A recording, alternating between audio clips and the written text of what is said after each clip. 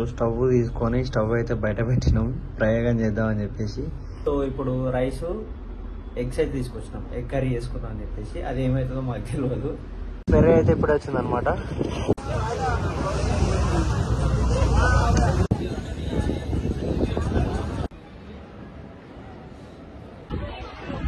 ఇప్పుడైతే ఇందులోకి వెళ్తున్నాం.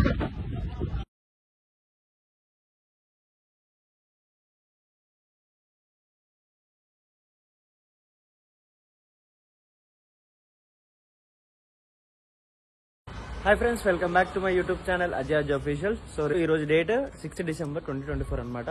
ఇది వచ్చేసి మా రైడ్ లో డే 5 అనమాట. సో నిన్నైతే మనం కన్యాకుమారికి అయితే రీచ్ అయిపోయినాము. సో ఇక్కడైతే ఒక హోటల్ తీసుకొని చెక్ ఇన్ అయిపోయినాం. మనకి చీప్ అండ్ చీప్ లో దొరికింది 700 రూపీస్కి. ఎవరైనా ఇక్కడికి వస్తే సజెస్ట్ చేస్తా, కరెక్ట్ అడ్రస్ కూడా చూపిస్తా. ఎవరైనా వచ్చే వాళ్ళంటే డైరెక్ట్ ఇక్కడికి వచ్చేసేయండి. అండ్ మీకు పార్కింగ్ ప్లేస్ కూడా ఇంత పార్కింగ్ ఉంది. పండగ చేసుకోండి, ఇంత పార్కింగ్. ఇక్కడ నుంచి అయితే మేము ఇప్పుడు బీచ్ దగ్గరికి వెళ్తున్నాము. ఒకటే బైక్ తీసుకెళ్తున్నా, ఎందుకంటే నా బైక్కి ఇన్సూరెన్స్ లేదు. పోలీసులు చూస్తే కొత్త చెక్ చేస్తారు ఇప్పుడు అట్లా. సో ఇప్పుడే బీచ్ దగ్గరికి అయితే వచ్చినాం అనమాట. సో ఇక్కడ వివేకానంద రాక్ మెమోరియల్ ఉంటుంది. Sunrise and sunset 2 points చూసుకోవచ్చు. సో వివేకానంద రాక్ మెమోరియల్ అయితే అది. ఇక్కడ కనిపిస్తున్న ట్రాన్స్పోర్ట్ బోట్స్ లో అయితే తీసుకెళ్తారు. సో ఇక్కడ నుంచి అయితే అక్కడికి వెళ్ళిపోవాలి. అక్కడికి వెళ్ళి రాక్ మెమోరియల్ తీసుకొని బీచ్ లోకి వచ్చేకుండా ఏమైనా షాపింగ్ చేసి ఉంటే చేసుకొని మళ్ళీ రూమ్ దగ్గరికి వెళ్ళిపోయి తిరువనంతపురం అయితే స్టార్ట్ అయిపోవాలి. తిరువనంతపురం ఇక్కడ నుంచి 85 కిలోమీటర్స్ ఉంది.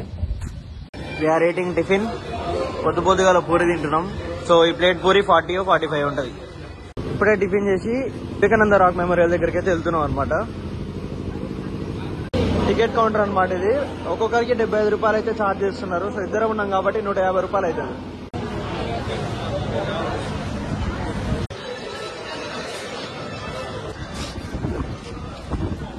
ఈ ఫెరీలో అయితే మనం అయితే వెళ్ళబోతున్నాం అనమాట. 2 and 4 వచ్చేసి 75 రూపీస్ టికెట్ తీసుకున్నారు. ఇప్పుడు ఒక ఫెరీ తీసుకొని వెళ్తే మళ్ళీ అక్కడ నుంచి ఇంకో ఫెరీ వస్తుంది. వాళ్ళు వచ్చిందాక వెయిటింగ్ హాల్ అంటే పెట్టిస్తున్నారు. వాళ్ళు వచ్చిన తర్వాత మనం పంపిస్తున్నారు అనమాట.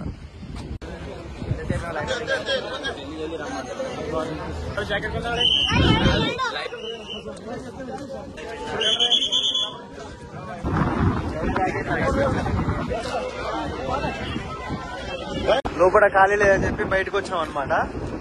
సో బోట్ అయితే వెళ్ళిపోతుంది.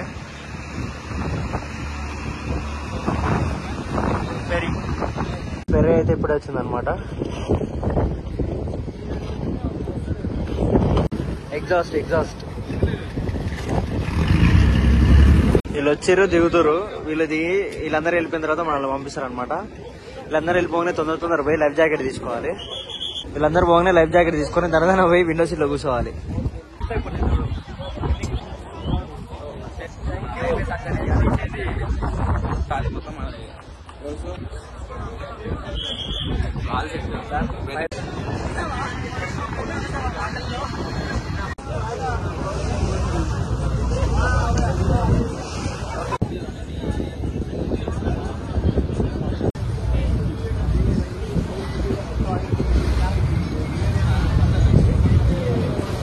Vivekananda rock memorial.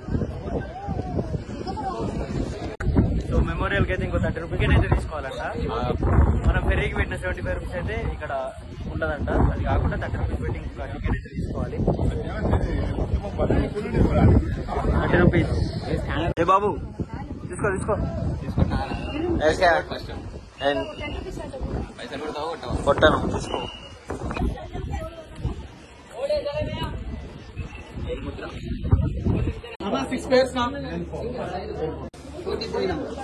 Number 43. Okay. ఇప్పుడు భద్రపరచు స్థలము అట్లా అని చెప్పి కింద పెట్టిపోతే మీరే బాధ్యులు. 85 పోయి దర్శనం చేసుకొని పట్ మళ్ళా ఫెరీకి వెళ్ళిపోదాం. దర్శనం ఏం లేదు మ్యామ్, లోపల ఏం లేదు. డొల్లా 2 ఫోటోలు వీడియోలు తీసుకొని ఉంది బొక్క అంటే అడగ.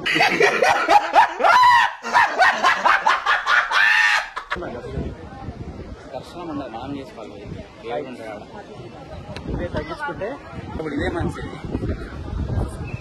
సో ఇక్కడైతే బ్రిడ్జ్ అయితే కన్స్ట్రక్షన్ చేస్తున్నారు. ఆ బావి దగ్గర పోవాలంటే ఈ బ్రిడ్జ్ నుంచి పోవాలి.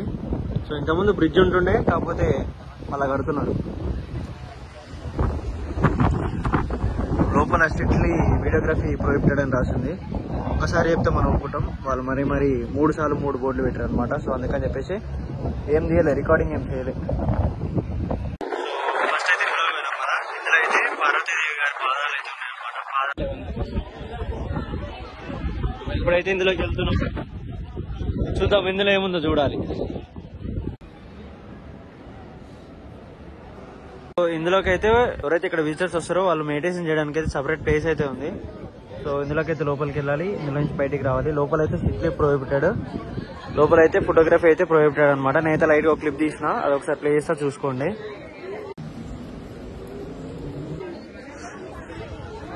బాయ్ మొత్తం మెడిటేషన్ చేస్తుండు. ఒకసారి ఈ ప్రొఫైల్ మొత్తం చదివితే మీకు అర్థమైపోతుంది స్టోరీ ఏందనేది. మనం ఇప్పుడు వెళ్ళిన లోపల అయితే వివేకానంద స్టాచ్యూ అయితే ఉందన్నమాట. సో అది 26, 27, 28 రోజు 1982 అనుకుంటా. సో సంథింగ్ ఏదో ఇయర్ లో వివేకానంద గారు వచ్చి ఇక్కడ మెడిటేషన్ చేశారంట. సో దానివల్ల వివేకానంద రాక్ మెమోరియల్ అని చెప్పేసి ఆయన మెమోరీగా ఇక్కడైతే పెట్టారు. బుక్స్ ఉన్నాయి, బుక్స్ 43 నా షూస్ సేఫ్.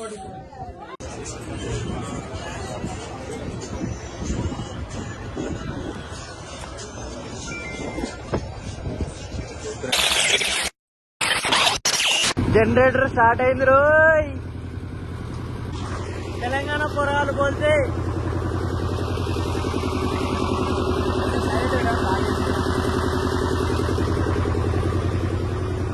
సో జనరేటర్ అయితే వచ్చింది. సో ఎక్స్టెండ్ చేసుకొని ఇప్పటి వరకు 4 రోజులు వీడియోస్ ఉన్నాయి కదా. సో 4 రోజులు వీడియోస్ మొత్తం ఎడిటింగ్ చేసుకొని సాయంత్రం సన్సెట్ చూసుకొని అనుకొని రేపు పొద్దుగా లేచి తిరువనంతపురం వర్కాలు వెళ్ళిపోవాలి. వీలైతే చూద్దాం అలిపి వరకు వెళ్ళడానికి ట్రై చేద్దాం, ఎందుకంటే 250 కిలోమీటర్స్ ఏముంది అలిపి ఇక్కడ నుంచి. సో డెస్టినేషన్స్ అన్ని కవర్ చేసుకుంటే అయిపోతుంది కదా. సో 1 డే సేవ్ అవుతుంది మనకు కూడా. సో ఆలోచిద్దాం, లెట్స్ సీ.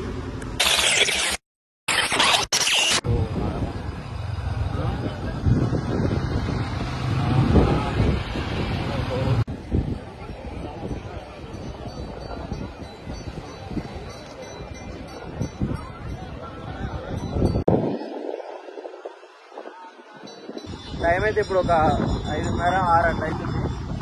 సన్సెట్ కోసం వచ్చినా కానీ సూర్యుడు దాక్కుని వెనక మబ్బుల కాడ.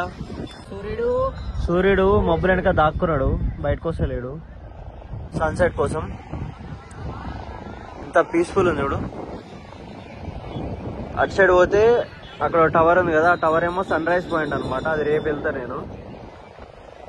మొత్తం స్కూల్ పిల్లలు వచ్చారు ఇక్కడికి, ఎక్స్కర్షన్కి తీసుకొచ్చారు అనుకుంటా. సో మన దరిద్రం ఇప్పుడు మనకి ఏంటో తెలిసి మనకి బ్యాక్ పాకెట్ ఉంటుంది. సో ఈరోజు సన్సెట్ మిస్ అయినట్టే మ్యాక్సిమం. స్టవ్ తీసుకొని స్టవ్ అయితే బయట పెట్టినాం ప్రయోగం చేద్దామని చెప్పేసి.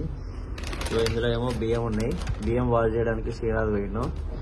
సో ఇప్పుడు రైస్ ఎగ్స్ అయితే తీసుకొచ్చినాం, ఎగ్ కర్రీ చేసుకుందాం అని చెప్పేసి. అది ఏమవుతుందో మాకు తెలియదు. కొన్ని సామాన్లు ఎగ్స్ తీసుకొని వచ్చిన, ఎట్లయితుంది ఏందో చూడాలి. అలా కొట్టు గుడ్లు కొట్టు. సామే అంతా సక్కంగా జరగాల. సో రైస్ అయితే అయిపోయింది చేయడం. ఇప్పుడైతే ఎగ్స్ చేస్తున్నాం అనమాట. దీన్ని ఒక నిపుణుల పర్యవేక్షణలో చేయడం జరుగుతుంది. ఎవరు మీరు మీ ఇంట్లో ప్రయోగించరాదు. ఇది సక్సెస్ అయితే ఓకే, సక్సెస్ కాకపోతే బయటికి వెళ్ళి ఏదో ఒకటి తెచ్చుకొని తినాలి. సో కర్రీ అయితే చేసినాము, ఎట్లుంటుందో ఏదో చూడాలి. ఇది నా ఒక్కరికే సరిపోతుందిగా కూర. చెప్పాలి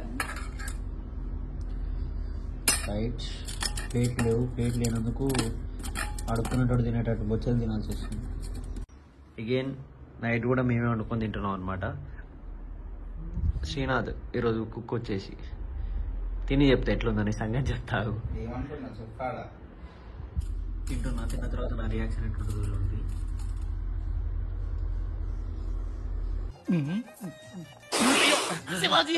శివాజీ నన్ను చంపాలని చూస్తున్నారా? అంబులెన్స్ కు ఫోన్ చేయరా. బాగా వేసుకున్నాక సరిపోయింది. ఇక నైట్ అయినాక తెలియదు ఏమైతుంది. చాలా విన్యాసాలు, అవి ఇవి చేసి చేస్తున్నాం అన్నమాట. ఇది ఒకటే గిన్నె ఉంది, అందుకని ఒక్కనే తింటున్నా. మళ్ళీ నన్ను వదిలిపెట్టి ఎందుకు తింటున్నా అని అనకురి.